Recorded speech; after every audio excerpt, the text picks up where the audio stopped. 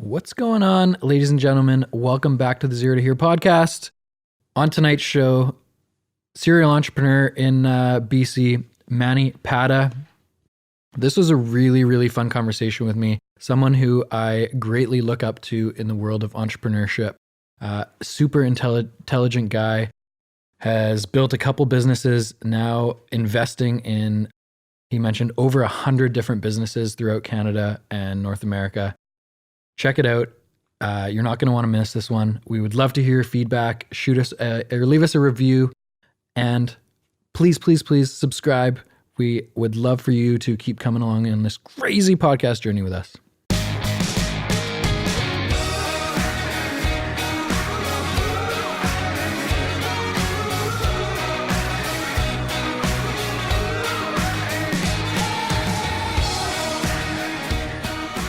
Do you follow Gary Vee at all? No. You don't like him? I think he's got some good messaging that he says. I think that how he operates can construe into a negative fashion sometimes. But I think he means well, and I think he's got some very good points. But That's what I think too. I think I think the material that he says is extremely valuable to a lot of people. How he presents it can come across as arrogant often, right? Yeah, and I always tell people, like, you can have absolutely the best message in the world. Like, you can have the on point, but if you cannot deliver it, it doesn't matter, right? It's like the old adage of business. Think of a business, right? So it's like, okay, an engineer builds a product, but then has to give away 50% of it to the sales guy to go sell the product. Right? And an engineer sits back and goes, well, why am I giving you 50%?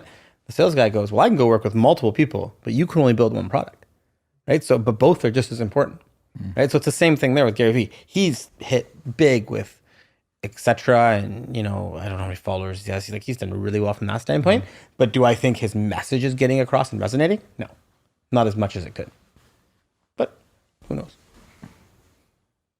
Do you think it's because, do you think swearing has a part? I think it's because I think it's because it's done for entertainment value and to make money, not to actually be authentic. Do you think it is? Oh, for sure. So it's almost like clickbait, you could say. Yeah, it's like you make a shocking statement for the sake of arguing come through. Like, I was at a conference last week I was speaking at, although I do agree with this, and I said in 10 years though, realtors will be out of a job. I think technology will take over it. Now, what I'm actually saying is 90% of them will be gone. There's still 10% that have high touch intuition, right? Because, how many neurons are up there, there's almost the exact same amount down here, right? In your gut. And so if you can have that, then you're actually, and I'm not going to take credit. This is Duncan Wardell who was talking about this. And I was like, oh, that's interesting. But if you have that piece, you're fine. But people in the audience found it very shocking that I made that statement because there was like 50 realtors in the audience, right? And they weren't even thinking about it. And I was like, and then one guy was like, well, how can you say that? Or afterwards he asked me, I go, well, think of it this way. If you asked a taxi cab driver 10 years ago what technology had to do with them, they'd say nothing. Uber, nothing. Delivery, nothing, right? Like, everything moves so much more rapidly now. And like we were talking about earlier, automation is coming, or how we call this, a gig economy. Literally where I think we're going to end up with most things. Do you think it'll just be like a computer generated program that is so good that just says your property is worth this, and a buyer, someone who's willing to pay it, and so it's more just like a price tag at a grocery store than marketing? I think it'll be, and Vancouver's different, right? Because let's be honest, like, we got some people who are probably realtors now who came into the market because it was nice and frothy, right? So you might have lost a little bit of quality there, right? And so a lot of them, it's like I call mortgage brokers, 95% of mortgage brokers are glorified fax machines, right? And so what really cannot an algorithm do that right now they do, other than, I remember before I met Jamie guys, or you guys, I remember talking to realtors, and they just send me a list of targeted realtors, things that's based off an algorithm.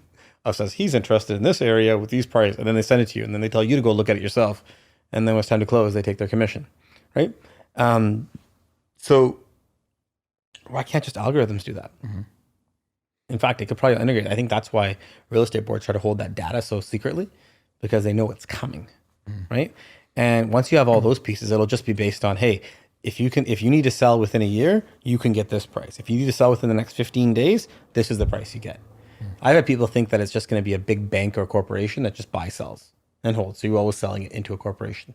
I don't know about that yet, but I definitely think it'll become much more of a transaction, right? And there's just a marketplace like now with Bitcoin or something like that, where if you want to sell, you're just putting it up there. Yeah. And someone buys it that may or may not ever see it. Exactly. Yeah. Right? Or someone wants to move in, they go, I want this type of house in this many things. Here's my yard. Here's boom, boom, boom, boom, boom. Here are the ones I want. Click. I'll take that one. Right. Who knows? And VR will just be so good at that point that there's just I think video so. It's and not stuff there to yet. watch online. Yeah. It's not there yet, but in 10 years, like we're into the mind of exponential thinking now, right? Like what we can now get done in 10 years used to take 50 before. And in about 5 years, what we can get done in 5 years will be what we used to do in 50 before. Yeah. Right? And so, and you can just look at that. Look how rapidly companies are scaling to $1 billion valuation. Totally. Right? Like how long did it take IBM to get to $1 billion valuation? I think it was like 50 years. And then Microsoft was like 20, right? 25 years. And now, like in the last 10 years, out of all the unicorns, most of them weren't around before 2010 or just around that time. So it's kind of like, Are you wow. taping? Yep, I'm recording. Okay, because this is pretty good. I don't know. I'm just blabbing with you. And so, how is? Did you tape the Gary Vee one too? That's good. What's that? Yep. Oh, thanks. That's amazing. Appreciate that. I'm gonna get a lot of hate on that one. But I think there's, I think there's just gonna be a lot of change in how quickly people can move. Remember we were talking about wealth transfer too, right? Like you were saying, oh, that person who bought and sold a condo, 900 made half. Like you're gonna see a lot more of those.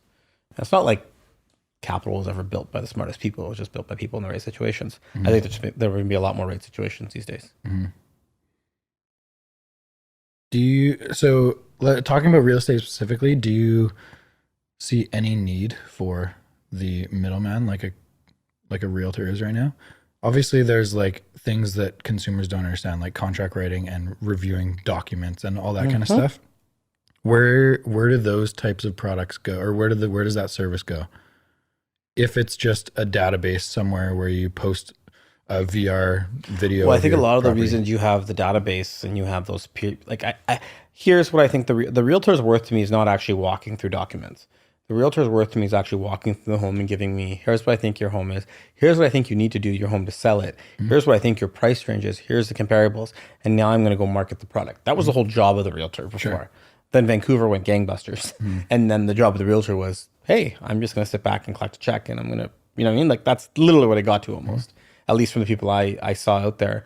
And that's what you always get. You have people flooding in the market. So I think you got to get back to out of, here is how this document works, to getting back to the basic cores of marketing. Like I've got one individual, I think works for you guys, who literally will send me, hey man, this is what we're seeing happening in the Brentwood development area.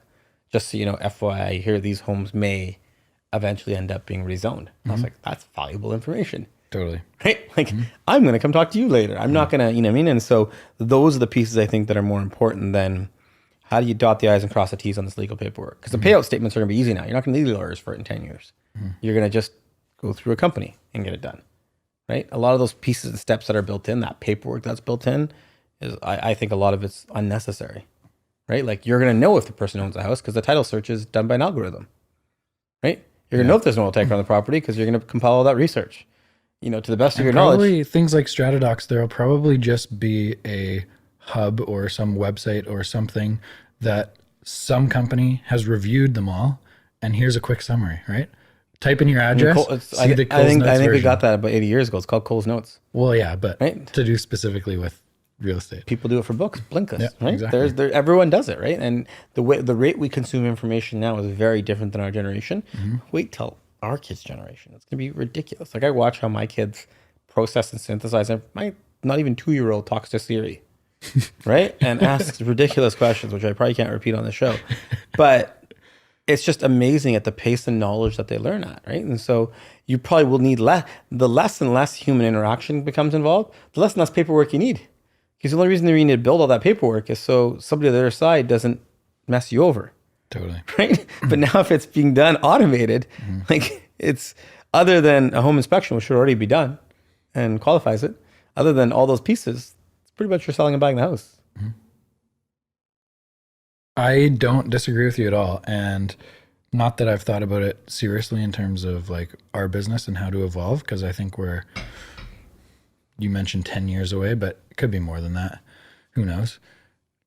But I think it's coming, absolutely. And I think most service jobs are going to be like that. You mentioned lawyers and accountants. I think there is a lot that is done by people right now that someone's going to build an app or something that's going to take away a lot of that stuff. Yeah, anything that requires like I said, anything that requires a database of information, a computer can generate quicker, right? However, if there's intuition required and creativity and thinking, that's why I always think there's always going to be the cream of the crop of lawyers and accountants that just work with those information and get it done. Sure. You're just going to get rid of the 80%. Sure. That's in every industry. And real estate is probably one of those good examples of 90, whatever, it's the 80-20 rule, but in real estate, it's probably 95-5, right? Like 5% of realtors make 95% of the money. Yeah. But a lot of them have just built really good transaction machines. Sure. Right. And so how long will that be around? Right. It's in those pieces. It's in every industry. You just have to be ready for that technology to come and disrupt. And how is it going to disrupt your business? Totally. Right. So, yeah. Manny, I'm pumped. Thanks for coming on the podcast. Thanks for having me. I was trying to think today. I don't think we've ever had like an in-depth conversation. So I'm excited to finally pick your brain a little bit. Sounds good. Whenever we hang out, it's usually with Jamie or Nav. Yeah.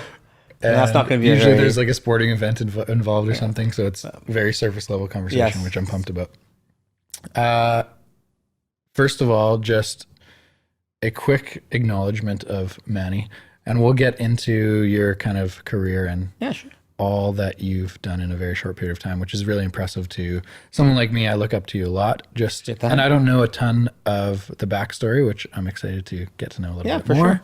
But just like from the surface, you are a super inspirational dude. You have built a couple big businesses, maybe more than a couple, and now into giving back and educating younger entrepreneurs and all that kind of stuff, doing a lot of public speaking. And I hope to be in a position one day that I can give back as much as you are right now, which is pretty cool. You already can, but we can chat about that later. Yeah. Well, maybe the podcast is part of giving back. Exactly.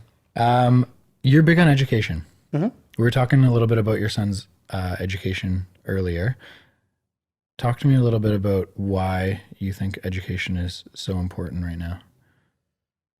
Yeah, let's take it from two perspectives, maybe. So let's go past and then present and then future. So, in the past, I come from an immigrant family, right, with two parents who were master's level educated, but took regular jobs. So, coming from India where they could go. So education was always impressed upon me from a very young age. Sure. And so I didn't really understand why. I think that's just traditional immigrants, educated, build yourself a better life. We came here to do that. And so that's kind of what I did at the beginning and went through there. But as I got through my 20s and grew up and realized, I really found that doing research and seeing it, that education really, and data, which is now what it is, but it's education, really has always been held by the people in power. And the more education you get out into the workforce, into society, the more educated decisions be made, the more informed people are, the more rational people become, actually. I find people who haven't had the opportunity to be educated are actually more irrational typically than rational. Interesting. Okay. And so having that ability, I've seen, I think, just allows you to make better decisions. It allows you to have better people in the workforce and society and those type of things. So that's where I see it.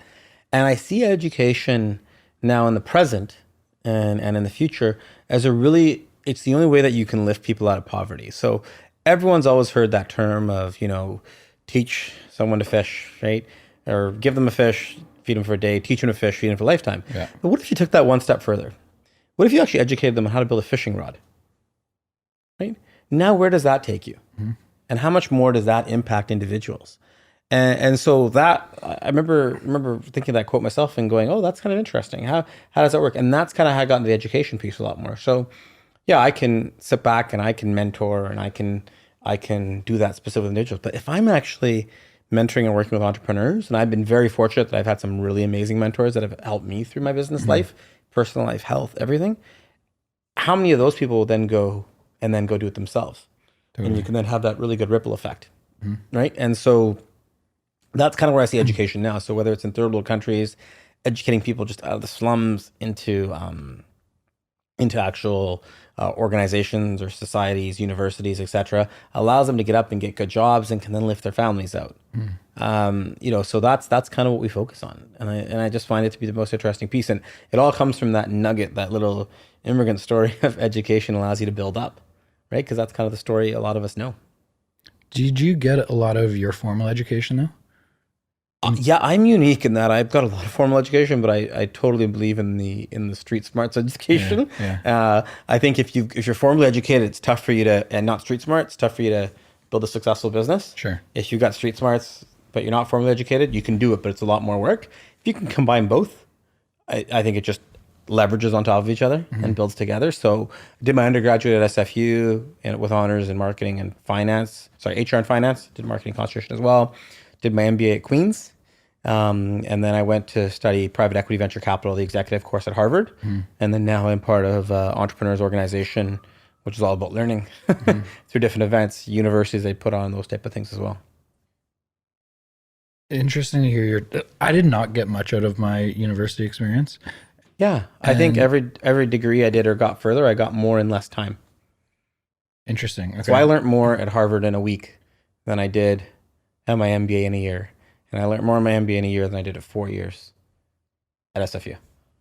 Was that because the content was more narrowed down, or was it more practical knowledge in those types of programs? Yeah, I think moving from theoretical to practical. Sure. I think university, is always, university just shows that you have the ability to learn. I don't think it actually teaches you a lot specifically. I say that all the time.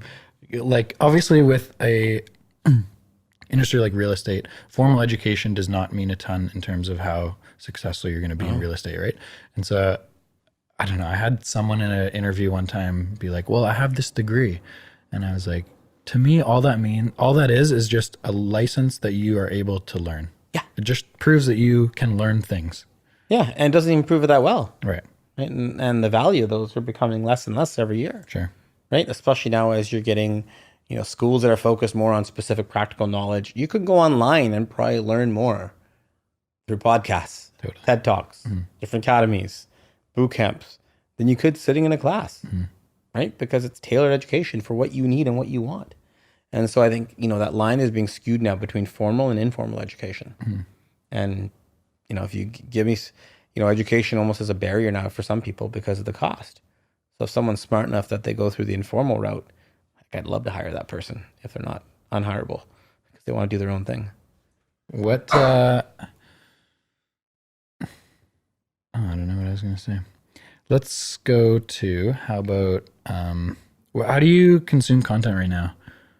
How do you continue to educate yourself? Because I know you're super big into that. Yeah. Like always learning, always growing. Yeah. Well, whether it's always learning, I love having really insightful conversations with people. Like I was just up at the EO chapter 2 over the weekend. It was so cool to have a rational conversation about politics, which is very tough to do. And just things happening in the world, right? Like there's so much stuff happening. And so I consume through reading a lot of news right now, a lot of articles, BBC, Google News, right? If I want to hear two opposite ends of the spectrum, you can go to CNN, those places, but those are skewed in different directions. I just go out and I read all day long. And that allows me to then talk about what's happening with the election, to what's happening out in Hong Kong, to what's happening with the Cleveland Browns last night, to a variety of topics. And I just love talking about these things and learning with people. And so that's actually probably how I learn the most now, is through those things. And then I specifically do learning events that I think are of our interest. And I talk about EO a couple times, but I do most of those learning events now. I'm president of the chapter. So I've been able to kind of mold some of the events to things that we enjoy. So going and listening to guys like Ben Greenfield is amazing. Having Duncan Wardell, who taught the talk on creativity and innovation, was just astounding. And that's kind of how I consume. So it's much more informal now than it used to be. Totally. A couple of years ago, I thought I'd keep going back to universities doing more education, and now I'm not so sure. What do you get out of those groups, EO? Obviously, it's pretty high level individuals that you talk about having more practical conversations rather than like talking about business ideas. But you mentioned that you're the president now. So like, what's the motivation in terms of like, first of all, why you're part of it, role? but why are you, why are you volunteering to be a president? I know, more volunteer roles. So I joined EO about 5 years ago, and mainly the reason was that I just didn't have a peer group I could talk to. 30 doing fairly well successfully financially, but those are tough conversations to have with other people who aren't. And so I joined actually from a personal, friend, health, family perspective. And so the conversations I get there is not because it's separated by income or this. It's that everyone there who's kind of joined that organization is there for similar reasons. You're either there because you want to grow your business, you want to grow yourself personally, or you want to grow as a family person. You're there to grow. Yeah. And I think that's interesting.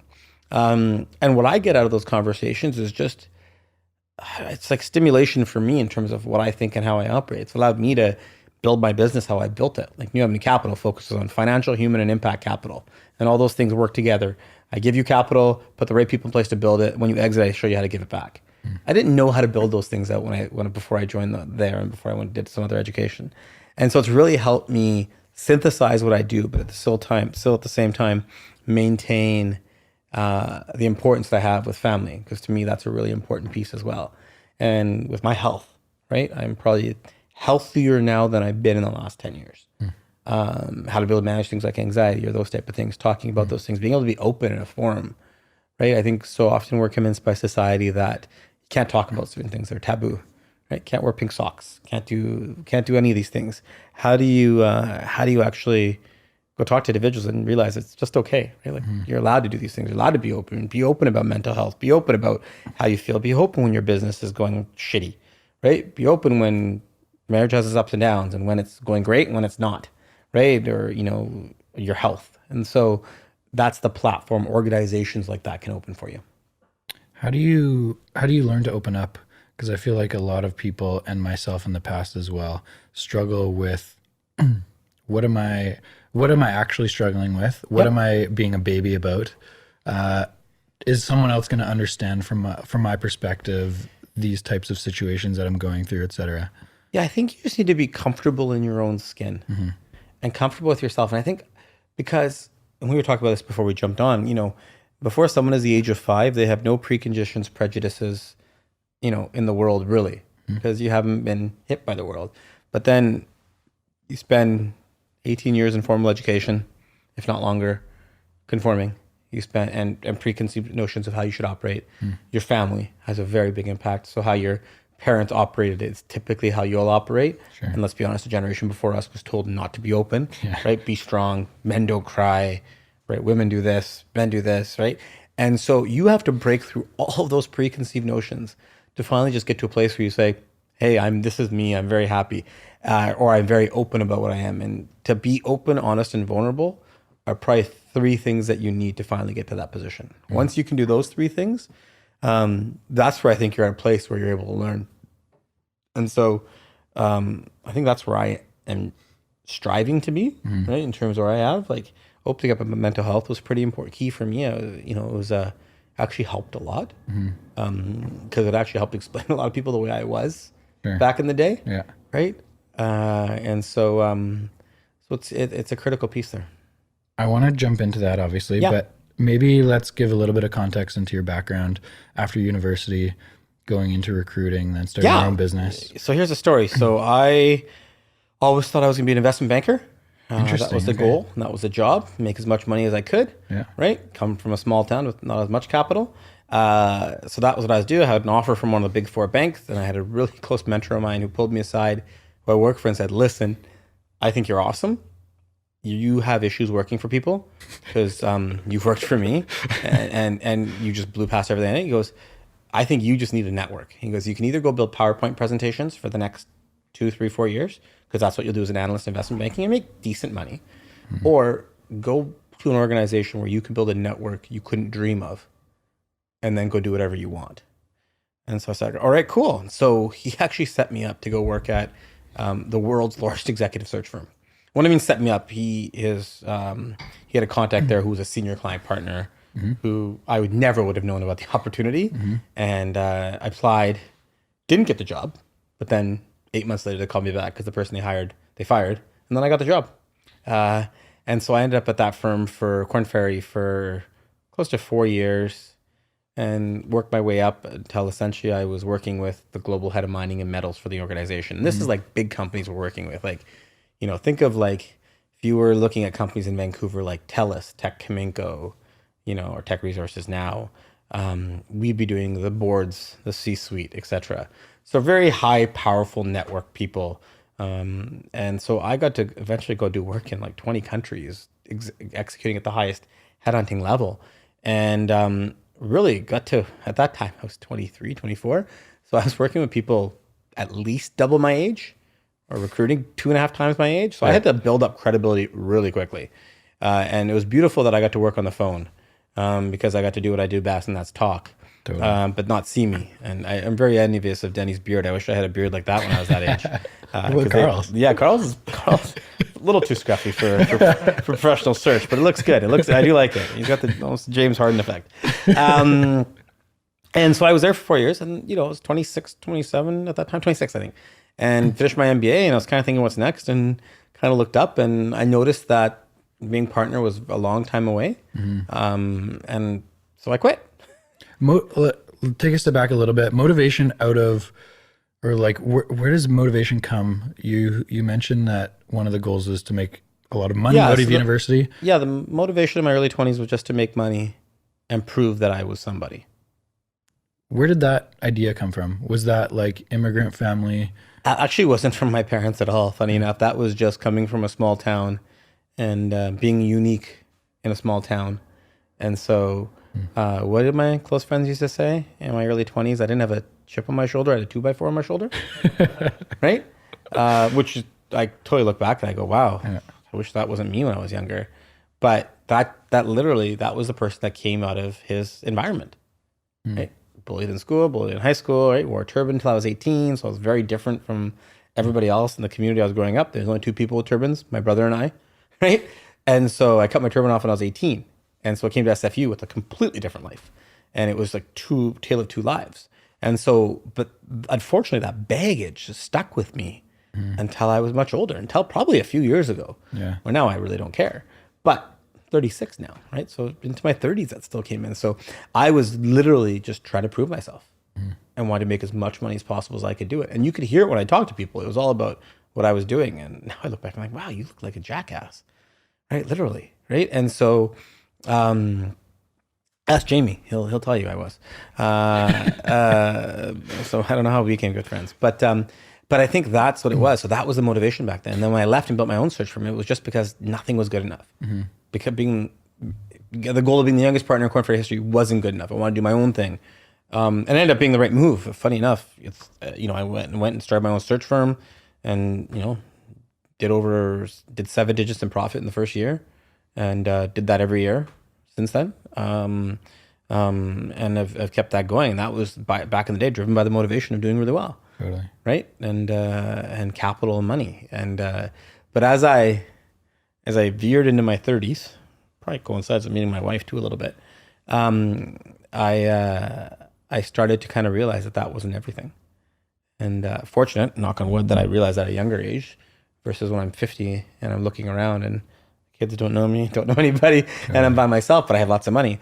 But I realized as I built my search firm out, because it was successful, that wasn't all I needed. And to go from there. But finishing the story of the background, so built a search firm up, did really well with that. And then in a couple of years, realized I wanted to build a leveraged model.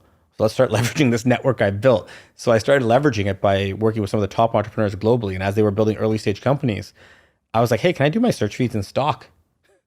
Right? I had heard about a recruiter that did that for Google back in the day. Okay. Like this has got to be 30 years ago now, and like got stock, like cheap stock.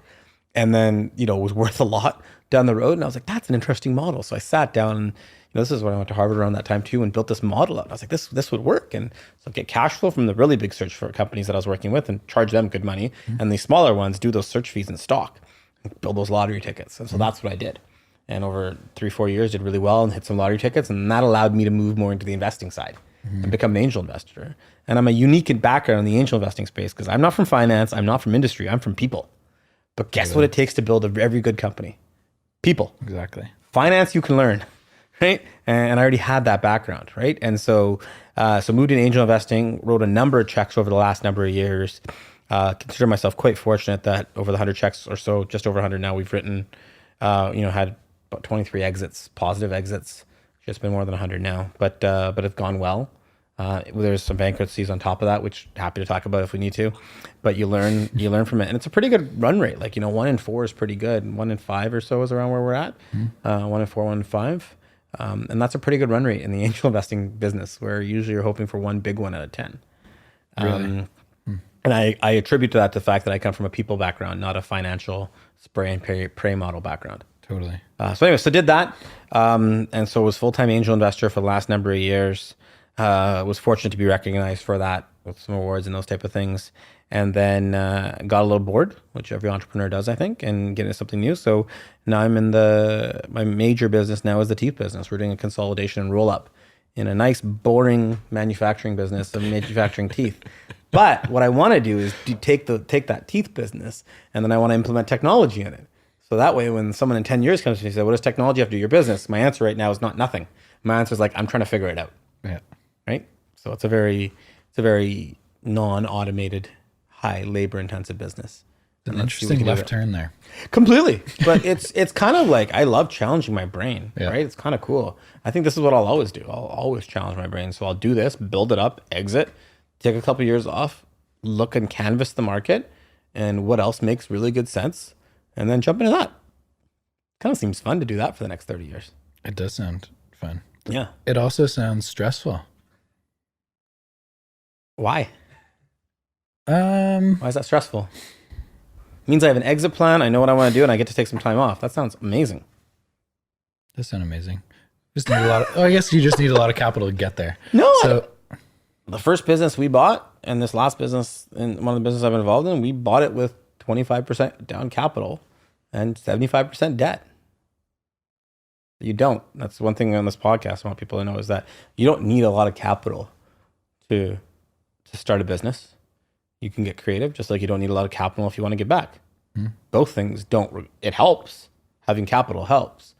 It allows you to get into bigger businesses. But there's no reason why you can't go think of a really good idea, especially if it's a solid cash flowing business, but you cannot go find that opportunity, find that business you can buy, structure it together, make sure you keep 30% of the business or 20%, and go raise some capital from investors for putting it together, and go to the bank for the rest for debt. Seems simple in some ways. yeah, I guess shows like Dragon's Den make it seem more simple too, because you see it happen all the time. Yeah. And Dragon's Den's an entertainment show, right? Totally. So, let's call a spade a spade. It's anything that's on TV is there for entertainment. But there are, and especially if you're living in BC, and I assume, I don't know where the podcasters, a lot of them are from, but if you're in BC probably has one of the most frothiest markets when it comes to small businesses that are from baby boomers who are going to retire, and you can get involved in a cash flowing business where if you just had some energy and put into it, you can grow that business. And you don't need millions of dollars to go do it. Right? That's why it's one of the advices I always give entrepreneurs. Like, everyone just wants to get into technology because they think it's the sexiest thing in the world. Oh, I'm a tech exec. Right? I'm a CEO of a technology company. What's your valuation? $5 million. Yeah. How'd you come up with it? No idea. Right? Like, I had a meeting with somebody this morning, and he's like, oh, and then they're in a little bit of trouble. And so we said, listen, we need to do a reset on this company. Like, your valuation is too high, et cetera. And he goes, well, the value of the company is $5 million. And he literally had no product at this time. Like, it was literally stage past back of the napkin. I was like, okay, how'd you come up with that valuation? I wasn't trying to be rude. I was just trying to walk through it. And he goes, well, at this stage, we're a technology company. It's more of a, gave me it's an art versus a science, which I know that term because I use it everywhere. And I said, okay, but how, when you raised $500,000, how did you know that it was worth $5 million? Right? Because, I go, it sounds to me like you did it for dilution purposes, not for business purposes. He goes, well, I don't think, something we're talking about. He's like, well, how do you value companies? I was like, I value it in 4 ways. I value it based on A, the team, B, where your product's going to go, C, I forgot the third one now I said, but the fourth one, which is most important, I take the amount of capital I'm going to raise and I map out where that's going to get me and what the valuation will be next. And if I get that money and do it next, then typically I'll say 50%. So you raising $500,000, I know because you're building a heavy capital intensive equipment, there's no way your valuation could have been $10 million. And he was just like, shit. Right. And so I think everyone loves that industry because it's so cool. But people make wealth in what I call B2B businesses, boring business to business. It's where you make real wealth, right? Think of everyone who's built up. We're just talking about commercial real estate, right? Boring. If you can find a commercial real estate with a bank back in the day, I don't know in the next 20 years if that's going to be as important, but 20 years ago it sure was. Even now it sure is, right? Nice cash flowing businesses. Lots of those. Yeah. Taking a step back, getting in, a lot of our listeners are young entrepreneurs or people thinking about working for themselves. How do you build credibility when you're young?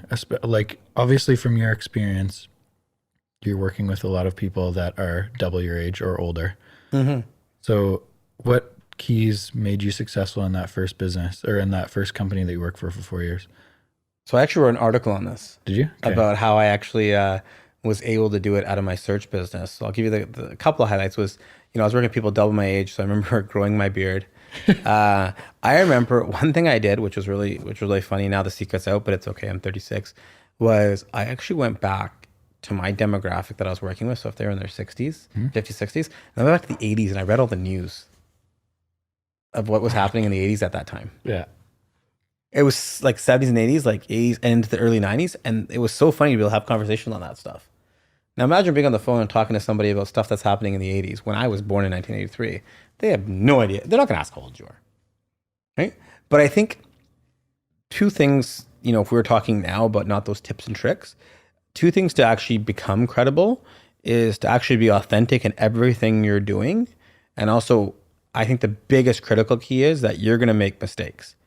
And so those are the two pieces. So on authenticity, on the stuff that you do, the stuff that's public and private, like if you're saying, hey, I'm a social impact company, everything you do has to be social impact. Like your business cannot have anything that's out of alignment. So if you take your values and what you do, and it's okay to make money. I know people who say, I just want to make money. I go, great, that's good. I want to know that. So when I'm doing my business with you, I know it's about money. That's okay. That there's nothing wrong with that, right? But if it's a certain values that you want to have, and if you have that through your whole thing, so I tell people all the time, I do like to make good capital. I do like to make money, but I also like to do these things. And everything I do, I hope, shows that. And so that credibility is there. And then over time, over the last 10 years, I've had numbers of exits. I have entrepreneurs who I've worked with. And, I've written over 100 checks, and I can count on one hand how many of those I wouldn't speak with the entrepreneur anymore.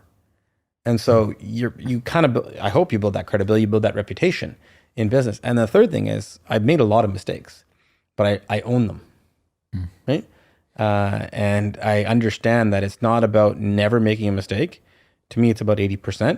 If you can do things 80% well, the 20%, you're okay, right? And so, but understanding you made that mistake. So I remember I sent a chat, I'm on a board or something. I sent a WhatsApp chat and I'm the president of the organization. You know what? It's a little harsh. I got a feedback back on it when I was away. They were like, Manny, that was harsh and uncalled for. And even though I felt it was right, I was like, you know what? Let me take a step back. Was I trying to be harsh?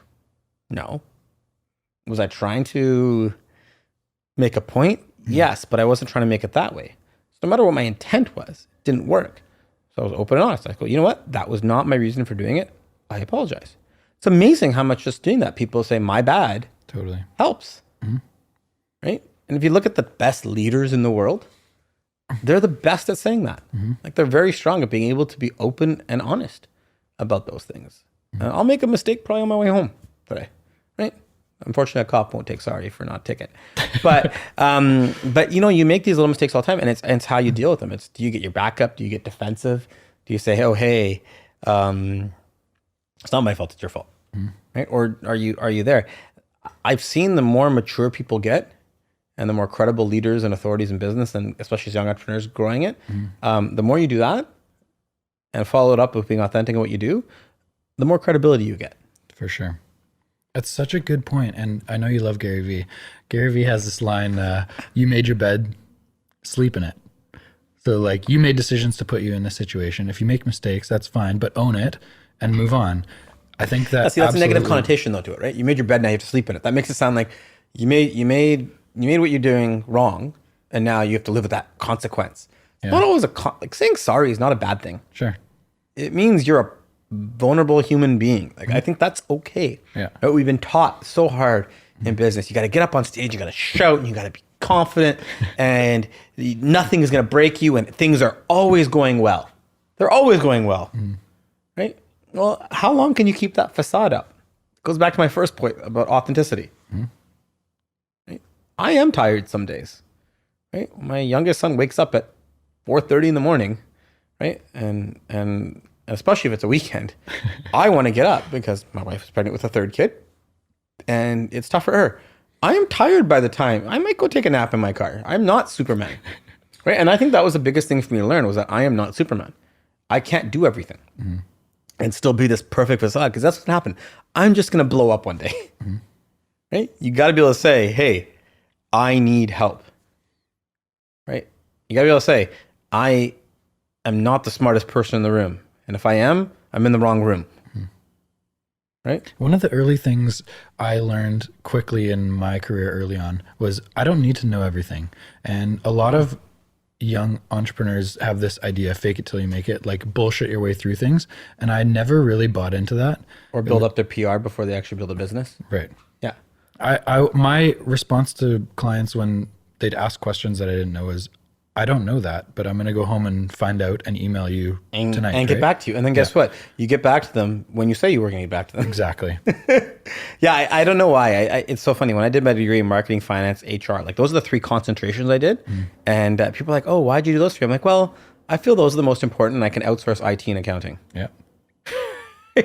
Right? Because I was like, those 3 blend the best. And so that's why I did them. And even now, it's like, when someone's like, oh, what's your cost per tooth? Or I forgot the question. I was like, oh, let me connect you with our ops person, or when we're doing a raise. If you can just say, hey, I don't know the answer to it, but I can get it to you, and you can get it within a sufficient amount of time. That's all people ask for. Yeah. Right? It's big key, because that comes back down to authenticity. Right? And especially when like, there's people I've met in business who they can spot a lie from a mile away. For sure. Like, and I'm accused of doing this, where I'll ask the same question 3 times in 3 completely different ways, just to see if it's the same answer. Or I ask a question that I might know the answer to a little bit, but I just want to see what the answer is coming out. Yeah. Right? And there's people out there who are in business who are much shrewder and much smarter than I am, who must do that in 100 different ways.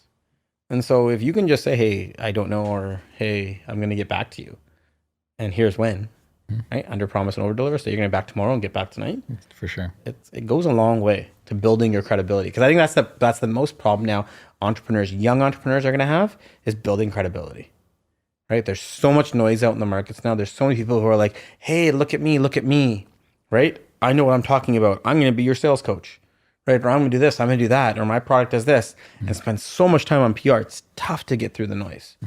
And so it's actually easier now to start a business, but it's harder to scale a business.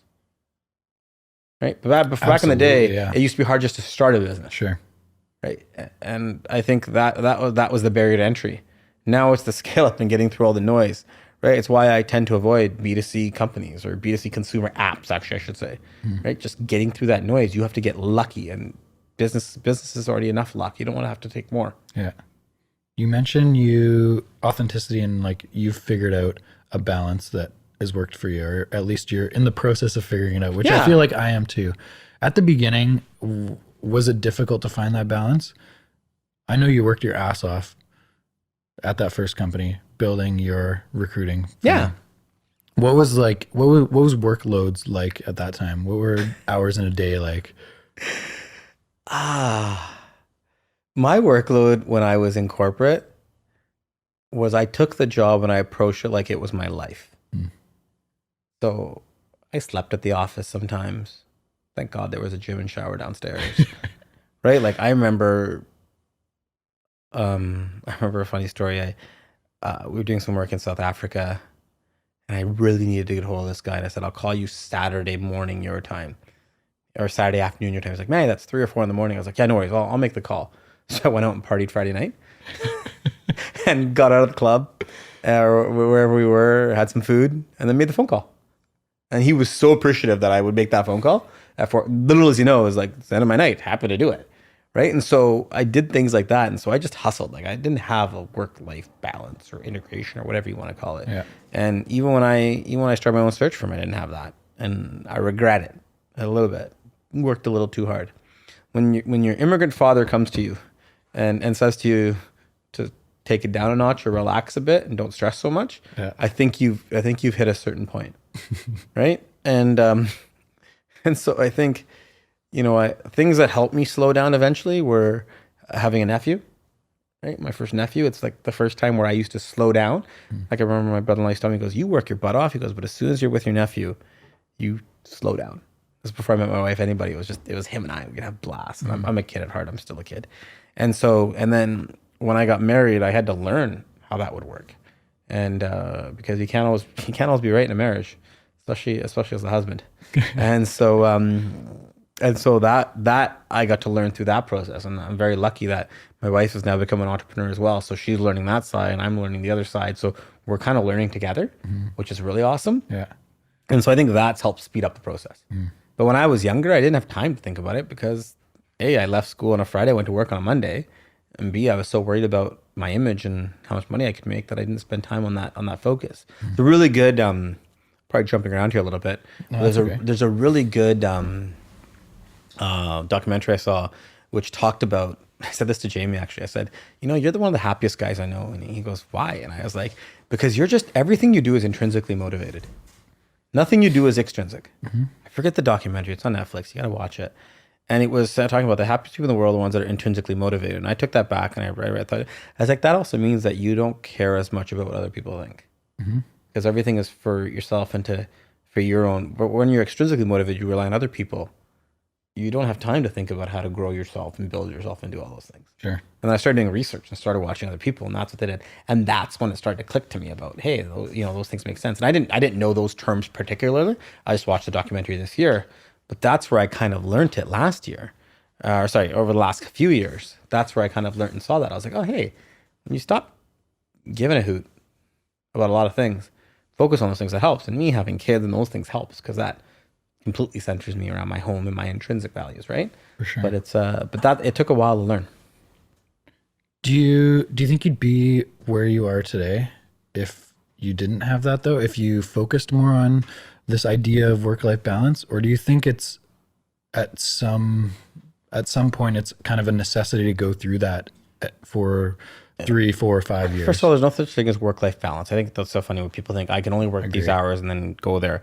It's all about a balance of life and how you structure it. Yeah. Like I was home with my kids this morning.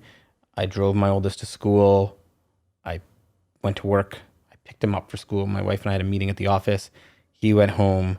Now I'm here with you doing this podcast. And then I'll go home, hang out with them for a couple hours, hang out with my wife. She'll go to bed. And then I'm probably going to work for 2 more hours. Right?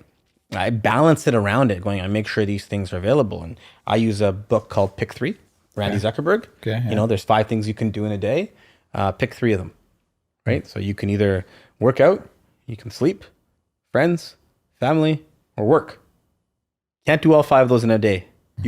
It's to do all 5 amazingly in a day. And I used to try that. It's horrible. So every day, pick 3, right? And at the end of the month, check.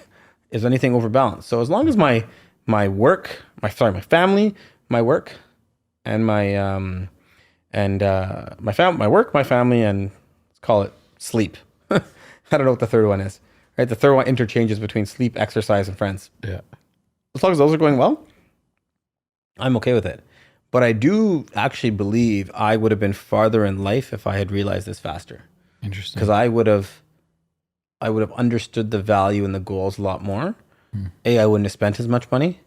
B, though, I would have learned what I was wanting to do and what my end goal was with everything that I was doing versus just kind of willy-nilling it and working and doing this and hopping off on so many things and, having the mind of a squirrel, right? Who saw a new shiny light or a new nut. Do you consciously look at that stuff monthly, did you say?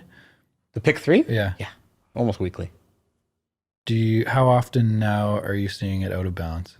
Or have you gotten pretty I've good been at doing it figuring for over a year now. Okay. So I can almost mentally take it back into balance. And as you can see, I don't really care about working out as much as I used to. Actually, though, it's actually helped me. I've actually gotten 12 pounds down. I got 12 more to go, and I'm back to the weight I want to be, which I actually was corporate weight. I never got off after I left Corn Ferry. So I'm pretty proud of that. But I can almost kick it back. And I've also got help too. Like my wife would be like, hey, even today, this morning, she's like, you haven't done yoga in a while. You should go tonight. Right. And I was like, yeah, I haven't. I'm going to make sure I do that today. So if I can get in my 3 days there doing that, that's great. Right. And then just kind of balance it. Sleep, if you haven't hit. Totally. I don't go more than one day with if I have one night of bad sleep, I make sure I have 2 nights of good sleep. Okay. So what takes the most hit?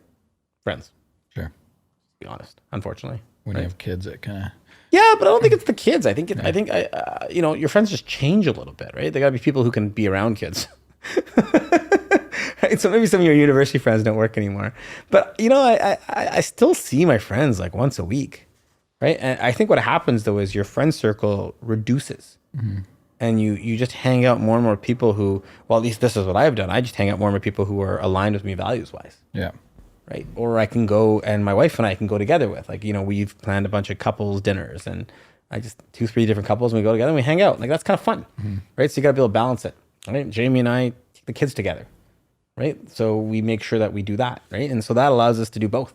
Totally. So you kind of mix and match, and you kind of compromise certain things, but it's all a balance, and you just have to figure out how you're going to manage that. And what's the most important to you. Mm-hmm. Right. Like, I still see my closest buddies from university.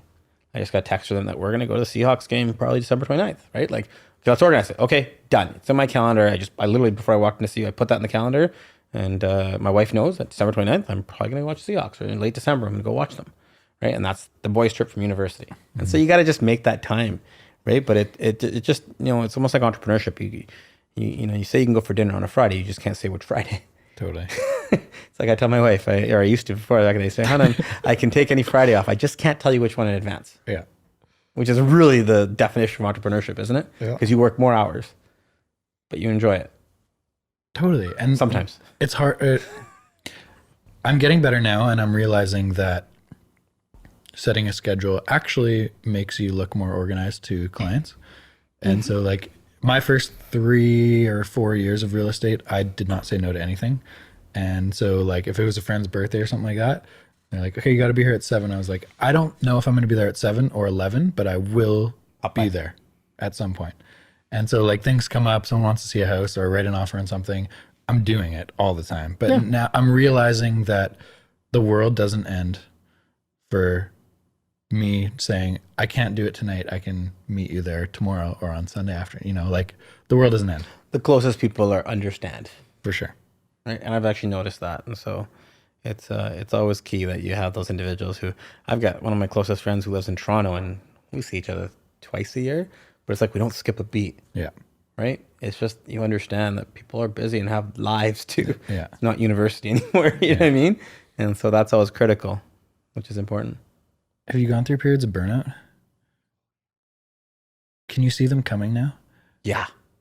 That's part of the cool thing about evolving for me in my 5 or 6 year real estate career. Yeah. Is the first 3 years, I felt it. I didn't really know how to deal with it. Now I can see them coming. Or you don't even know you're burnt out. Exactly. Until finally someone looks at you and goes, hey, you're being rude. And I'll use other words, but we're on a podcast. You're being rude. Or, hey, like, what's up? Yeah.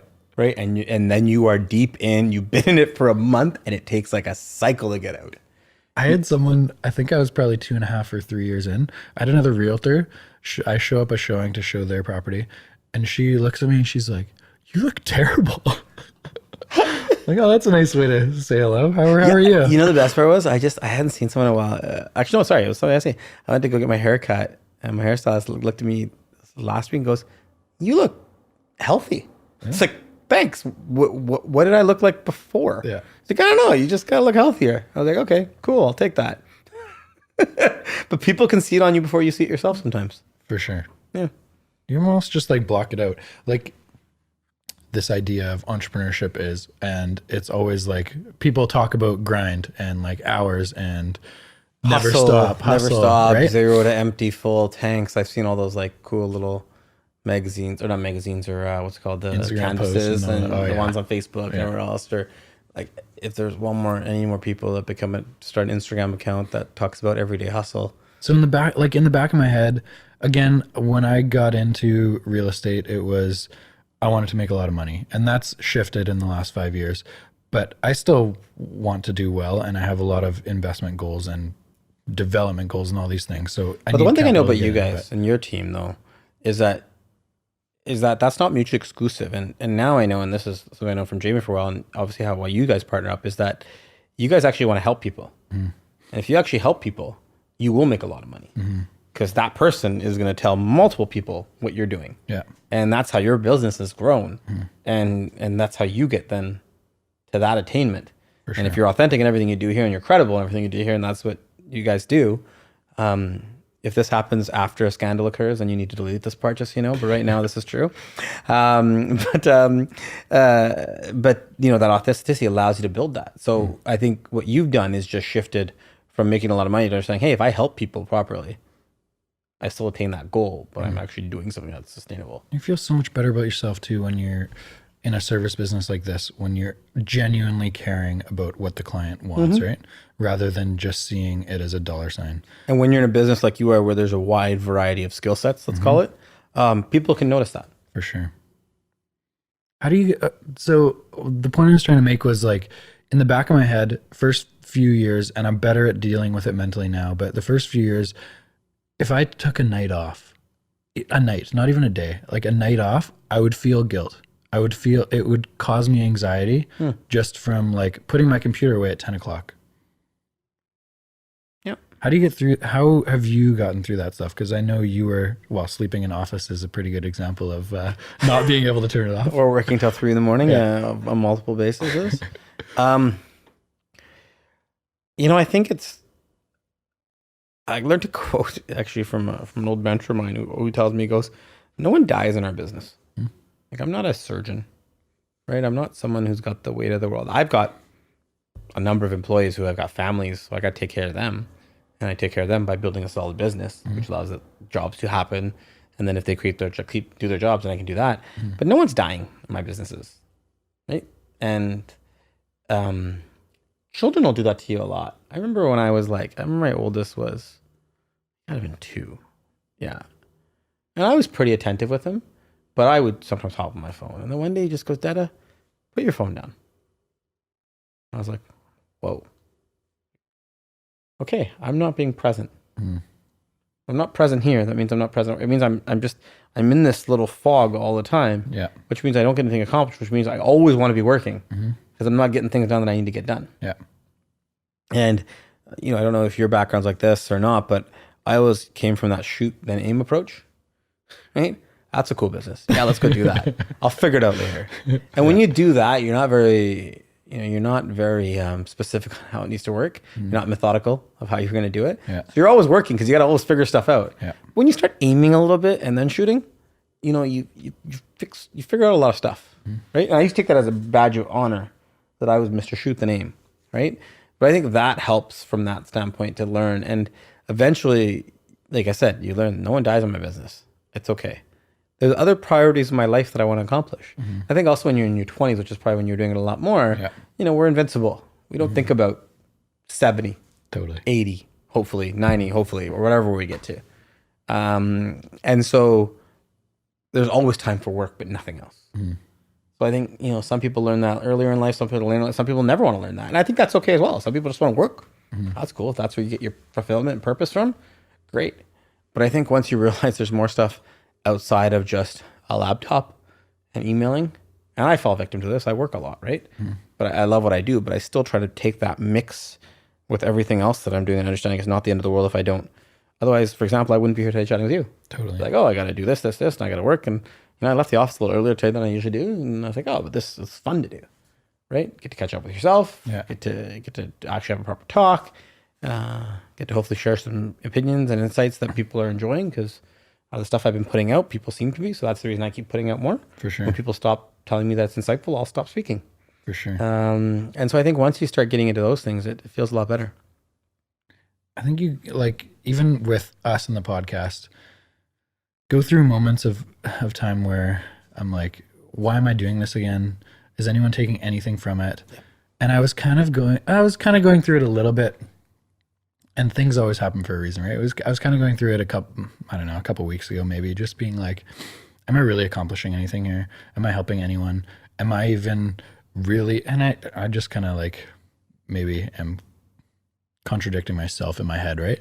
And maybe it comes from this like mental health idea and anxiety, but we get this message. We get a message from a girl who was on the podcast early, maybe, I don't know, 6 months ago-ish.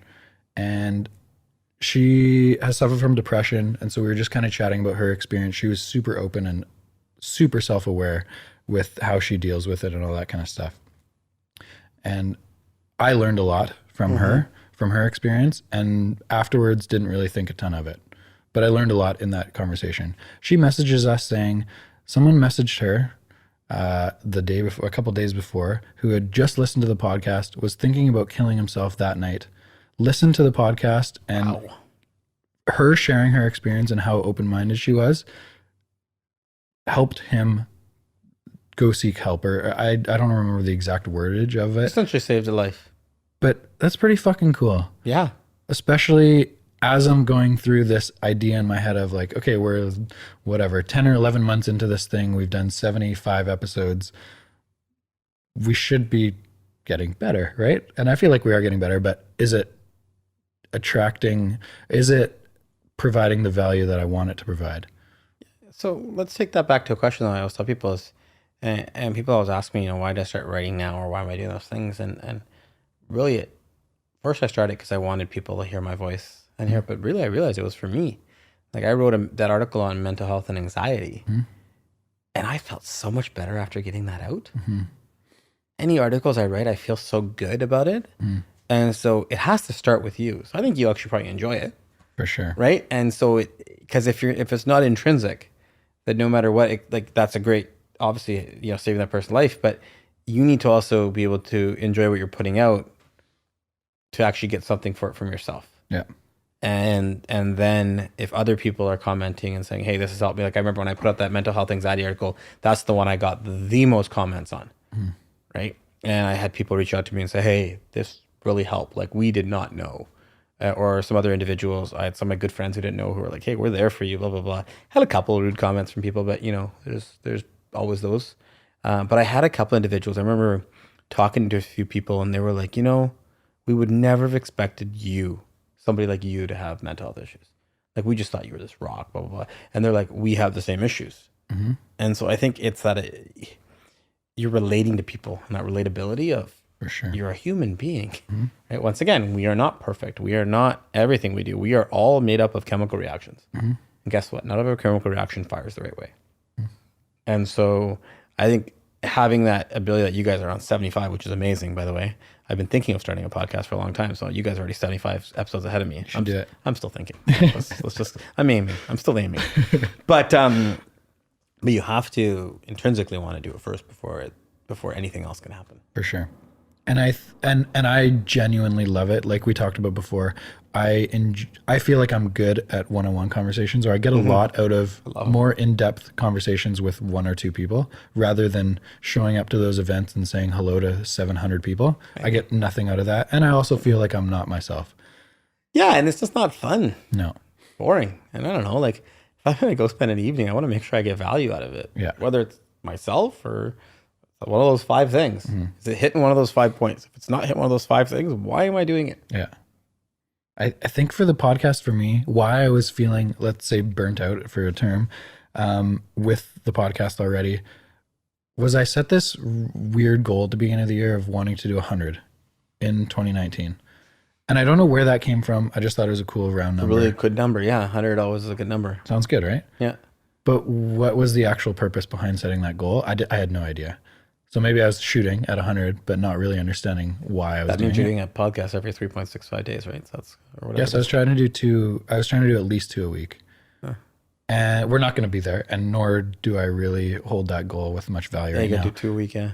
Because I was getting that feeling, and I was losing the enjoyment of actually having the conversations, and it was more about like, okay, I need to find more people to get for next month, whatever. And so I was spending time on what I didn't really enjoy doing, and less. So that number could have been your extrinsic motivation. Sure. Not what you were looking to do internally. Exactly. Yeah, which is to build a really good podcast. Which is now it's part of balance, right? It's one of those 3 things. Maybe podcasting is one of my 3 things, right? Yeah, and it could help you therapeutically and how you think and operate, etc. Right? For some people, that's gym. For some people, that's meditation. Yeah. For some people, it's writing. For other business people, I know it's art. Right? It all depends on what it is for you. We talk about mental health. I really enjoyed that article though that thanks. you put out. Thank you for. Well, actually, Nav sent it to me. Oh yeah. Yeah. So I'll send him a message afterwards. When did it start for you? Like, because I'm only really realizing in the last year or so that I have a lot of anxiety that I try to overlook and try to bypass. Like even weird things like sitting in the car, being on the borderline of being late for an appointment. My heart is pumping and I like can't breathe that well. Yeah. And it's anxiety.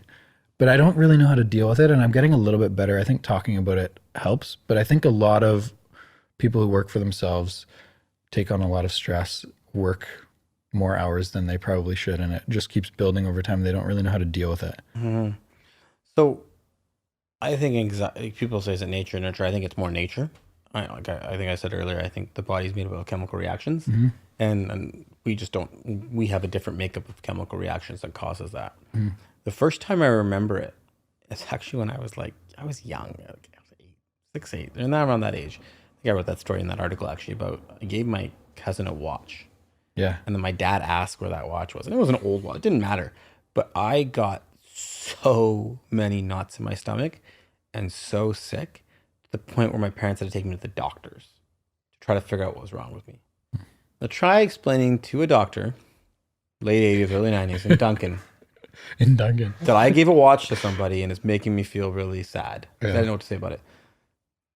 They're like, this guy's a kook, right? Like they don't get it. And so that's the first time I noticed it. But what I tell people now, even my wife, I think she probably she hears me say anxiety caused it. And what I say is that everything when you have something like anxiety, I think there's pros and cons to it, actually, personally. If you can manage it, it's a very good strength to have. But if you can't, weaknesses occur. Like I remember playing sports and I was a pretty good basketball player, but I would always shoot the ball early or I'd be nervous about something, etc. It's because I didn't have the patience and I was anxious, so I wanted to get it over with.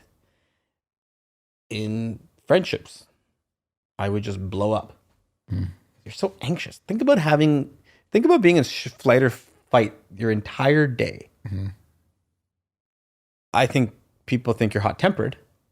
Sure. But you just don't, you've gone through every other gate already. That's where you are. And then you go from there to just being dead tired all the time. Right?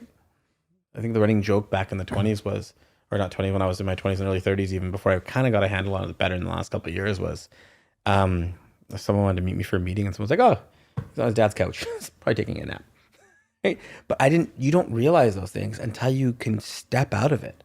Right? And I was just having this conversation. They're like, oh, are you cured, etc. Or do you battle? I'm like, no, it still happens. It just happened near New Year's. But this year has been my best year ever because I understand all those things. I understand how it was impacting my life. And I understand the steps I need to take to make sure it's a positive for me and not a negative. If I skip out on the gym for more than 3 days, I'm going to feel anxious. If I'm consuming alcohol and excessive consumptions, I'm going to feel anxious. If I'm, those are the two main triggers that I've realized, right? So now the question is, we take care of our health, do we take care of our mind, right? What's more important and how do you do that? So I try to make sure that those triggers are controlled in those ways. And those are very easy to control. If you actually think about it, let's take that back. That's so simple. Totally. Hey, don't drink and exercise. Totally. Wow, that actually is pretty good for your health too. Yeah. Right? Like, so it's something I should be doing anyways. And so understanding those things and then realizing what situations put me in anxious environments. So I realized that people around me made me anxious. I realized that people who are based transactional, not authentic, not relationship oriented, all those type of individuals, every single one of them, I would get anxious and then I would blow up and I'd flip out and then I'd be done again. And so over the last 2 years, cut them all out. Literally, I don't think there's one person in my life who I speak to on a regular basis, even as a business partner, really, who I would say is not relationship oriented, who them and I don't share certain values with. That was only a couple of years ago. Yeah. That's when you realized that it was potentially hurting you rather than using it as a strength. That's when I realized after another time of blowing up and being so upset and freaking not sleeping for days and putting on more weight that I had to knock off, and that something was wrong. Sure. That it was rock bottom. And, where I joke around, my right hand at the office told my wife, I'm worried about Manny, right? And said, something's up. And that is where I noticed it. I finally said, you know what, enough of this. I'm done. And spent time trying to figure that out.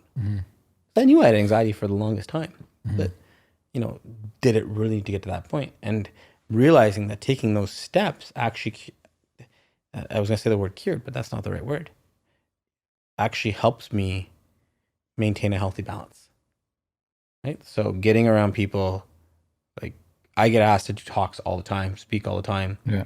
You asked me, I said yes right away, right? Probably took me a little while to get back on text. Sorry about that. I'm really bad on text messaging. No, you did say yes right away. I did say yes right away, Yeah. because I believe there's I love it relationship orientation. We know some people in common, and I was happy to do it. But I say no to a lot of people, right? And it's because I really value that, and I realize that I need to protect myself a little bit to do that. And so, living in a city like Vancouver, in terms of business, those type of things, need to protect myself from that perspective as well. Yeah. Right? Otherwise, I'm gonna go back off the deep end. If I'm working with somebody who, is completely transactional oriented, like I get a pit in my stomach, like I literally do. So to me, though, that's a pretty good superpower to have. Totally. It's a pretty good, analysis of people. You've been on my list since I started, since before episode 1. Oh, thank you. I made a list of who I wanted to talk to, and there was like 10 or 12 people on that list right away. And the first 11 weren't available, or? Hey, come on now. This is a nice story I'm trying to tell. I just knew I wasn't ready for you yet. And I feel like, I don't know if I'm ready yet, and you can be the judge of that, but I feel like I'm more confident in being able to pull a lot of good quality things out and things that I'm genuinely curious about, like anxiety. Because for me, I think I've just realized it in the last year or so. I've always looked at it as, I don't know, comparing it to like other people, being like, how do I know this is actually a thing? How do I know this is actually bad? Maybe if I just suppress it, it'll go away. I think other people deal with a lot worse shit than me, so why should I be complaining about this kind of thing? Yeah, something's wrong with my brain. I think I use that actually in my head a lot, is other people deal with a lot worse stuff than me. I should be able to get over this. Yeah.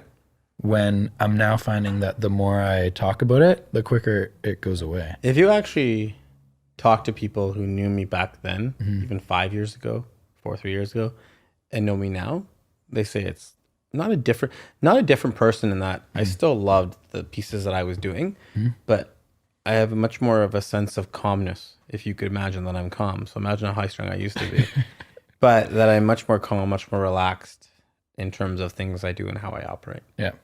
And I truly believe that's because I'm able to manage it in a way that channels it in positivity. You mentioned cutting people out that maybe didn't align with your values. Yeah. Any other things that you've done in the last couple of years that have helped? Yeah, I let some of those people know I cut them because I don't know that. I still do that. It's so funny. I'm horrible at that. I do let people know if I don't like them. Just a mass email. Just a mass BCC though. To whom it may concern. To whom it may concern. No. It's so funny. I'm very open and honest. So I find people, like, you're not open and honest. If there's someone you don't really like, and it's to a point, like it's got to be to a certain point. Sure. I think one I was talking to, I'm part of another organization, and I was leading it, and the guy was in there, and I was like, I'm like, just be honest with you. I don't think you're a very good person. I go, I have to be nice to you because you're in the organization, but just stop there. It's nowhere else. Then he was like, well, you don't know me. And I go, no, but I see how you operate, and I've seen transactions you've done. I see these type of things, and not that I'm a saint. I'm not saying I am. I'm sure there's people who don't like me. In fact, they'll probably comment on this podcast. But you just don't fit with it. I'm just letting you know, like, so, if you're trying to build a relationship, it's just not going to happen. That really helps because you're just literally open and honest, and you realize how good that is. It feels good. So that's really helped. What other things have I done in the last couple of years? I take time out for me. I don't do the 10 o'clock feel guilty anymore. Yeah. I do that. I go to bed a lot earlier than I used to. I used to be a night owl. Me too. I used to literally, like, I remember my dad, he's full of quotes. He's a quote machine. But early to bed, early to rise makes my man healthy, wealthy, and wise. I think I just nailed it. Wow. And I literally loved being the opposite of that. Yeah. And I was like, no, Dad, staying up late, partying hard, look what I've done, right? But it's actually, almost this image to yourself, right? It's this image in my head of like, if I work till 2 a.m., I've dominated I remember, that day, right? I remember, where was it? I was up on Gross Mountain. I think I was doing a hike or something at like 2 in the afternoon. And someone posted something. I'm like, grinding 3 a.m. in the office. This is what it's about. And I replied back with my picture. And I was like, I think this is what it's about. But that's me. Yeah. Totally me. Might not be you, right? It's like, it's like people who are like, I need to be a billionaire. And I'm like, why? I'm like, if you get that, that's great. But you realize becoming a billionaire takes a little bit of luck too. It's not complete skill. You can do that. You can become a millionaire just with skill and building a good business. But to have a billionaire, you need to hit the right industry. You need to hit the right time. You need to do a variety of other things. If it happens, it happens. But why don't you enjoy the ride while you're doing it, right? So I think that's also been really critical. And then just taking a step back, and I am probably one of the most self-deprecating people you ever hear. I'm sure I've done it a few times on this podcast without even realizing it. Just, can you look at yourself and take yourself lightly? Right? We're not serious people, right? Like, in terms of, the messages we're saying and talking, if people agree or disagree, I'd love to hear it and love to have that conversation. For sure. But it's not a, oh, hey, look at this person, they're on this pedestal higher. I actually think being relatable is way cooler. Absolutely. Than building this facade of what you are. Like, I know some people are like, oh, you must be really busy. Like, there's somebody I know who I consider a decent friend. He's like, you must be so busy all the time. I'm like, yeah, sure, but I can make time for lunch. I can make time for dinner. Just let me know, and I will do it because I'll enjoy that time with you. And they're like, oh, okay, right. But it's being relatable to me. I think it's such a nice piece, and then you kind of just figure out who leans in and who leans out. And the ones that lean in, you spend more time with, and the ones that lean out when they hear about what you're about, you kind of just avoid. That's one of the cool things I like about podcasts, and I listen to a lot. I'm in the car a lot every day, so rather than listen to music and numb your brain, I like educating myself. Relaxing music. There are times, but for I'd say 70% of the time I'm listening to podcasts. Yeah. Also good theme songs. My son loves Ninja Turtles, Paw Patrol. There's a lot of good theme songs you can listen to. If you ever get there. I'm going to download Ninja Turtles theme song on you should Spotify do it. tonight. You should see it, and you'll feel it. You'll feel it like this is nostalgia from when I was a kid. Tomorrow morning. Yeah. I'll drive over. Just send me a video of that. Instagram that to me. I love the podcast platform because it's genuine, because it is long form, and people actually have time to explain points of view and experiences rather than like a morning TV show that they get 2 minutes to talk, or like a filtered TV show like Dragon's Den and things like that. Part of the reason I wanted to have you on is because I saw you as a facade type thing, like you just said, like up on a pedestal in terms of entrepreneurship in BC. And so I wanted to just kind of chat with you and get to know you a little bit better. I appreciate that. Yeah. No, it's gotta be relatable. It's more fun that way. For sure. And you get to learn so much more. You learn every day. And I learned stuff today sitting here. So that's the best part. What you are probably 12 or 13 years from starting your first business? First successful or failed? Because I had a lemonade stand, but I realized location's important because it was near a highway, and it just didn't do well when I was like 12. So in Duncan? Yeah, in Duncan. I tried random businesses all the time. The drive-by traffic in Duncan is limited too. Yeah, and they don't stop. Like, I did so much random stuff. Mowed lawns. I remember I tried to do a trading company, but being credible at 18 when you're trying to broker coal deals doesn't work. Yeah. The first successful business was actually while I was still at Corn Ferry. Like real successful, where I made a little bit of capital. I actually went and saw a hole in the market where you saw companies like New Ad. Yeah. Those are the washroom stalls. Yeah. They had all the primary markets, but I was like, what about the secondary markets, like banquet halls and outside of Greater Vancouver? And I went and consolidated a bunch of those and built them out and then sold it. And so I did that while I was at Corn Ferry and kind of realized, ooh, okay, after seven experiences, we should call it, because that makes it sound really cool. Like when you say pivot instead of wasted money. it's kind of good to taste something. But the real first one where I would say, success is however you measure it, but let's say capital wise, where I started turning, 7-digit profit right away was 26, 26, I think. PM search. Okay. What motivates you now? Because it sounded like getting into your career, starting that recruitment business, money was a big thing. Yeah. How's that shifted? I'm trying to figure a way not to sound cliche. I really enjoy what I do. It's a passion. But it's kind of true. Like I get up and I genuinely enjoy what I do. And that doesn't mean it's not stressful. Mm-hmm. Like the last 2 weeks, if I was to tell you what happened in our business, just from people and health with people in our business, you'd be like, oh my God. I remember telling that to Sunny yesterday, and she's like, you've had a rough couple of weeks. But I genuinely enjoy what I do. And most of the stuff I do for intrinsic reasons, whether it's capital accumulation for a purpose, whether it's my kids, whether it's family, whether it's educating other individuals. Like I get to do some pretty cool stuff. Like I've got this business I manage. I still got a portfolio of investments, everything from like a company that does used chopsticks and turns it into furniture. I've seen that. To period boxes for women, which I'm a supporter of. Everyone like gives me the weird eye when they realize I'm one of their early investors. But now they're in Sephora. They were just on like the big show in New York, Bloom. I forget not the Daily Show.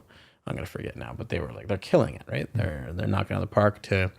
I'm in a company that's trying to cure salmonella in chicken feed, so that way chickens don't have salmonella. Yeah, like some pretty cool stuff. So I've still invested in those companies that I work with, and so that's pretty cool. I sit on the board of Science World, which I just get to be a kid at. Like I'm on the board of Science World. Like, how cool is that? Like, and I didn't grow up with Science World, right? But I helped them donate money for their Wonder Gallery, so that climbing structure. Like, and I've been in there slightly inebriated once or twice, right? So like, I don't know, that's pretty fun. Like, I get to mentor really cool kids. Like I did a work with Junior Achievement. I don't know if anyone's Junior Achievement BC. Yeah. And like, I remember they had a business pitch thing. And it's not like a case, it's like proper businesses. Yeah. And these kids in grade 9 just blew me away. Meraki, check them out. Like grade 9, like they're going into grade 9, I think. So maybe they were grade 8, but like they were taking used like recyclables, plastics, and building pins out of them to sell. I can tell you what I was doing in grade 8 and 9. And that was not it. And probably even first year university, I didn't get that far in life. So like, and they came in and they were like, oh, Manny, we know so much. And I was like, cool, come sit down with me and let's have a chat. Yeah. They're like, huh? And so I got to go to Junior Achievement and got to sit down with these 3 kids. And I was like, ask me anything. And I was so impressed with that meeting. I was like, you know what? On your next Pro D day, you guys want to come in and listen to pitches? That would be and they were like, cool they were like, their jaws dropped. They're like, what? And I was like, do you guys want to come in and watch people pitch me their companies? I'm like, I'm just letting you know now, it's not Dragon's Den, but it's different, but it's fun. So now they're going to come in on their next Pro D day to do that. So I get to do that Junior Achievement. So that's pretty cool. I get to, right now I'm working on a company where, this company was in dire need of some cash but really just needed someone to come in and help steer the ship right. So in my spare time, I was like, for sure, that sounds like fun. And so like, you can probably tell that I actually enjoy what I'm doing because I'm talking pretty passionately about it. For sure.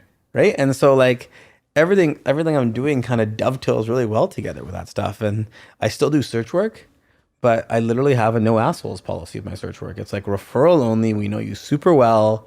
And I'm doing a CFO search for a really cool company. It's confidential, so I can't talk about it. But, we still charge really good fees, but I do 10 to 12 searches a year for really good people that I want to work with. And I really enjoy it because I keep getting to talk to really cool people. People are like, why do you still do that? I'm like, it's fun. Yeah. Right. And it's not a hassle anymore. So what motivates me now is just getting into really cool stuff. I feel very fortunate, very humbled and fortunate that I get to work with some pretty amazing people in Vancouver, across Canada, and globally on stuff, which I think is just awesome. And the opportunities that people entrust me to come look at, like, it's just, I'm humbled and honored. And I sit back one time, Jamie and I were talking about this one time, and we're like, not bad for a kid from Duncan, right? Like, or for Jamie as well, right? Not bad, like where he's got to do. And so we just sit back and like, I really enjoy being president of EO. Like, try working with a non-volunteer board of 14 entrepreneurs. It's harder than herding cats, right? So like trying to learn to lead through influence, not authority, like pretty cool. right? So Do you consciously do that very often? Because that's the one thing I'm not very good at is What? like celebrating successes. well, Do you consciously sit back and think, I didn't think I was going to be here when I was, 15, looking at trying to sell lemonade on the side of the highway? yeah. So there's a cool story. When I was actually, my wife found it. I had written a list of 10 things to do before the age of 30 when I was like Cool. 12. Didn't remember it at all. My wife was flipping through. My parents are awesome. They kept everything. Like I remember thinking that A's was just normal in life, and like all these awards I got were just normal because I had two very high achieving brothers and sisters. And so, I got A's, but my behavior was unsatisfactory, right? And so she was flipping through all. She's like, "Do you realize you're actually somewhat smart?" I was like, "I guess so." But then she found this list. And it was 10 things to do before the age of 30, and it was like, get an MBA, make over $100,000 a year. There was one that was even higher than that. There was, do this, do that. And there was one thing left on that list. And I was 29 when she found it. It was buy a Ferrari, Maserati, or Bentley, right? And so I was obviously thinking of these things as a kid. Funny enough, my wife was just go do it. So I went and bought a Maserati before I turned 30. So I could say I crossed off that whole list. But like, I always remember my youngest dreams, like, I remember sitting in class and be like, I'm gonna make a lot of money. And all I could do is picture myself with a lot of money. But there was like literally nothing from 13 years old to 40 when I had done it or whatever. Yeah. There was no actual like plan in between. Yeah. So I think I always thought I was going to do it. But the funny thing is I got there very differently than I thought I was going to. Totally. Does that make sense? Yeah. Right. And like I said, I wish I learned this way earlier in life. The other thing I try to explain to people is like, yes, you want to learn through experiences, through your pivots. But I wish I learned that so much earlier because I would have gotten to enjoy my 20s so much more too. How do you learn it without going through it though? Because especially when you're like 19 to 25, you kind of think you have this arrogance about you, right? It's just kind of normal in dudes. I think the quicker you learn it, the faster you can get through it. Like, hey, that snake is poisonous. Yeah. Don't go touch that snake. Yeah. Do you really need to go touch that snake? Yeah. Right? Now, hey, that's a pretty high jump. That's pretty tough to do. Well, I'm going to train and I'm going to go do it. That's different. Right? There's certain things that are just absolute facts that you can learn from. Yeah. Right? That you should take. But there are other things that you learn through life experiences. Sure. And there's a mix of those, right? There's a really quote from, I think it's Bill Gates, who goes, someone goes, oh, how'd you learn to make good decisions? Or how'd you your company be successful? Good decisions. How'd you learn to make good decisions? Experiences. How'd you learn experiences? Bad decisions. Yeah. Right? Like, but it's understanding that. And a lot of people, I think that's the thing between 19 and 25. Yes, we're arrogant. We're told we should be males and we should do dumb stuff and blah, blah, blah, blah, blah. And we actually don't learn. We just keep doing the same things over and over again. Right? And I think it's the ones who figure out the fastest of how to learn from those experiences that move ahead a lot quicker. Totally. Right. Let's wrap up this way because I want you to go hang out with your kids before they go to bed. All good. If someone has a startup and is looking to pitch Manny Padda, what are the characteristics you're looking for in a business pitch? Well, the first thing is if you need to get a hold of me, you have to be referred into me. So find someone who knows me and get an introduction. I don't have much pull with Manny, so don't text me. And the second thing is you could easily check online what I'm into and what I'm not. So you know what my focus is, you know what type of businesses I look at, you know what I don't. So if you know that I'm into what you're into, what you're doing, I've got a lot of connections on LinkedIn. I've got a lot of ways that you can get a hold of me. And the only reason I do that is because it's a filter and it's not the best filter. I akin it to GPA in school. I don't think GPA is the best way of determining who should get in university. For sure. But it's just a filter. And so it's a really good filter. Otherwise, I think last year we saw, like now to our inboxes, we get 4 to 5 pitches a day minimum. That's what gets through junk mail. Jeez. Right? And in mails and everything else. And so I need something that gets above that noise. So find someone that I respect who's sent over pitches, or try some people you know. I'm guaranteeing you there's probably mutual connections. Say, hey, do you know Manny, or do someone know Manny? And if you do that research and you want to show me something and I see that you've done that, then I'll listen. Greater Vancouver is so much smaller than I thought it was. Yeah, it's a town, not a city. Totally. Yeah. Right? But the person doesn't even need to be in Vancouver. Totally. Right? I think less than half my contacts in my LinkedIn are from Vancouver. Is that right? Yeah. Yeah. So Toronto, New York, Boston, London, South Africa, Australia, like there's people all over the world that I've worked with. So there's very good ways to get in touch. What about in front of you? They're in front of you. They've gotten through that filter. Yeah. What are you looking for? If it's randomly, please make sure I'm not with my kids. Okay. Yeah. No, I just come prepared. Like, or just like, what gives you that good gut instinct about someone? yeah, like you just be open about what you want to do and why you're there. Like, if you're there to ask for money, ask for money. If you're there to say, hey, I just want your advice, and I have a lot of people who ask me and give me a call for advice, happy to do that. If you're a student, you have a better chance of getting in front of me than if you're not a student, right? Have a little bit of a soft spot, right? Just because of myself and about how many people when I was a student, like helped me and like would be like, oh, you're a student, we're going to do this. Yeah. But I remember one really good mentor who is worth way too much money. But he was like, pass it on. Make sure you do the same thing. For sure. And so, those type of things. And so once you're in front of me, just tell me what you want, tell me what, you know what I mean? But just let's have a conversation. Doesn't have to be, here's my pitch deck. How'd you start your business? Why'd you start your business? Where's that? Because if I like those answers and I like the person, then I'll come back and have a second meeting. Sure. Right? So I think that's the best way to get a hold of me. Also, if you follow me on Instagram or Twitter, those type of things, I do answer questions off that sometimes. Yeah. Starting to do a lot more of those now. End of the week, I usually compile a few questions that are being asked and I reach back out and message them. Yeah.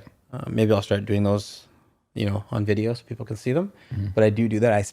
I do spend time going through those. If there's questions I think that are that I can help and assist with and are reasonable, right? Please don't ask me to send you money, Mr. Kofi Annan Jr., right? Like those ones. But if you're like, hey, I've got this business idea, this is what I'm doing, I'm struggling. What do you think? And I always, you've said the evenings, I'll pop off and I'm like, oh, there's some good questions from people, and I'll direct message them back. One of the things whenever I read articles, I'll write little quotes down or something. I've got a couple notes in my phone of like quotes that I look back at and it just kind of like reminds something. And one I wrote down today from reading one of the articles that you posted was one of the misconceptions about business is that it's about metrics, but fundamentally it's about trust.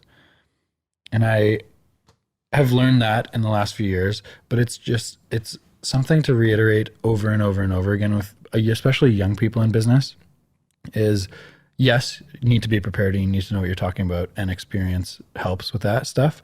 But it's really just about building connections with people. Yeah. That's what wins most of the time, right? I cannot tell you how many people, like I really wish I could tell you about this one transaction I'm working on. But it's literally like, I'll give an example of it. Like I'm out in the community, I chat people, I try to help, etc. And I had this one entrepreneur come to me and say, hey, listen, I'm in trouble. I've got all these shareholders that are pissed at me. We've got all these different classes of shares and blah, blah, blah. Can you come in? I just came in and had a conversation with the shareholders. One that's a really big venture capital firm, another that's a very large supplier in Europe, and another one who's a heavy hitter angel investor, all worth more than I am. And I was like, guys, this is what I'd like to do. I'd like to move everyone to one common class structure. No rights. I'd like to have everyone take a crown down because the business hasn't gone well. And I'd like to replace the entire board with seasoned people from the industry. And the reason for that is that I want to see this company succeed. I want to be able to do that. And we will put in capital if we can do that. I remember him calling me after, saying, that's not going to work. And literally a week later, and we're just signing paperwork now. But they've kind of agreed. Which is just like, I was even kind of shocked in some ways. But I literally walked in there and said, yes, this is the plan. This is what I want to do. And let's go from there. So I'm just going to tell my wife I'm... Yeah. Okay. No, let's wrap up. Okay. Manny. Just a second here. Okay. Hey, hun. I'm just still talking to Denny here. You're now on YouTube podcast. Hi, Sonny. Denny says hi. James Harden lookalike says hi to you, but the white version. We've just been having a wicked conversation. So is Zevi almost in bed now? Oh, Zevi's in bed. Okay, no worries. Just, tell Zane I'll be back by 7:30 latest, and then I'll give it to him. Is that okay? Thanks a lot. Bye. Let's wrap up. I didn't realize it was 7 already. No worries, man. We had a good convo. That was fun, man. Thanks a lot. Yeah, no worries. I appreciate it. There's a lot more that I want to talk to you about. So whether it's over beers or whatever. Dude, you live literally like half a block away from me. Anytime. We do this super close. Yeah, anytime. We'll do it. Thank you. Yeah, you bet.